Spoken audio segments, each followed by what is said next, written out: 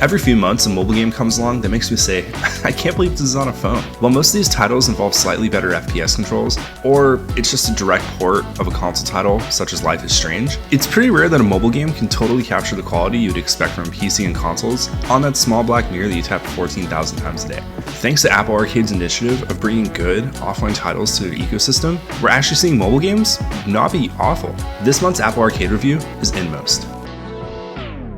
Inmost is first and foremost a story-driven experience. Its use of color, music, varying perspectives, and the occasional narration really help move the story along in ways that most games can't. The use of an interconnected narrative always intrigued me, and when it's done right, unlike this game, it can make a relatively short game feel much longer and bigger than it is. There are a few flaws with this design though, and there were a couple times where I didn't quite know what was going on or who the characters were. But by the end, the story wrapped itself up pretty neatly and left me pretty satisfied. The game is only a few hours long, so if you've got a long flight ahead of you, this might be the perfect thing to load up on that phone. Just bring headphones.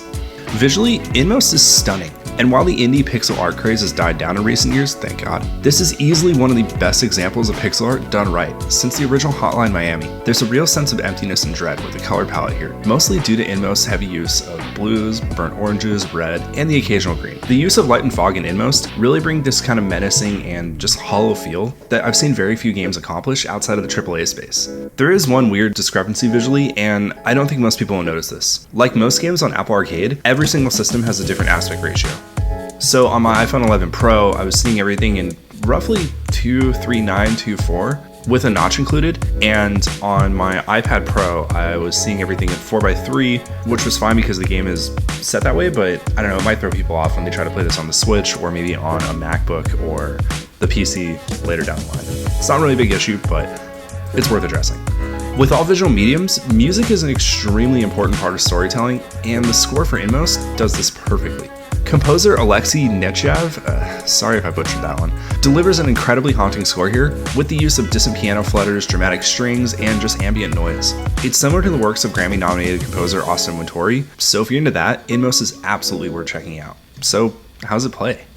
Inmost is a puzzle platformer that oozes with atmosphere and top-notch art direction. We know that by now. But the words platformer and mobile might be an automatic turnoff for most people. Thankfully, developer Hidden Layer Games managed to do the impossible here and make a platformer work on a touchscreen. The controls are simple, involve very slight sliding and tapping, and maybe a swipe or two. After a moment, the game felt natural with all three characters, even though gameplay between them is dramatically different. I'd be lying if I didn't mention that there are a few spots where the touch controls became a burden, but since the game revives you instantly, I was never discouraged after jumping straight into the arms of a demon for the third time. To be fair, the game does suggest that you play with a controller, and I'm sure that on the Switch and PC/Mac port later this year, controls will be less of an issue whatsoever, but it's a true testament to Hidden Layer Games' design skills that it never made me wish for physical controls. I would recommend playing this on a smaller device though, such as an iPhone or an iPad mini, instead of an iPad or an iPad Pro, simply due to how uncomfortable the bigger device can get when held like a controller. Obviously on a PC or a Mac, this isn't a problem, and clearly on the Switch, this won't be an issue at all.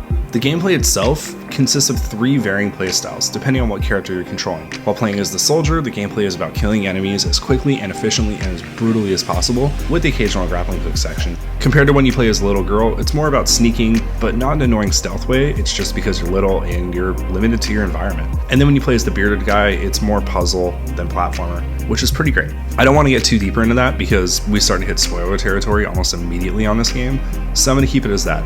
Every single character plays differently, but they play similar enough to where it's fun, and I never once felt lost, or I never felt like I hated playing as a certain character, except for maybe this guy because he goes real slow. To wrap everything up, Inmost is another example of the perfect blend of interactive storytelling and fun gameplay working in tandem to create something that's both artistically pleasing and engaging. The dark and moody tone throughout this platform puzzler really sold the dreadful and overall bleak world that the team at Hidden Layer Games built in order to tell a story that lives up to its warning screen. And with more titles like this coming to Apple Arcade, it's going to be real difficult to cancel that subscription anytime soon. But if you're not a slave to Tim Apple like me, Inmost will be on PC and Nintendo Switch sometime later this year.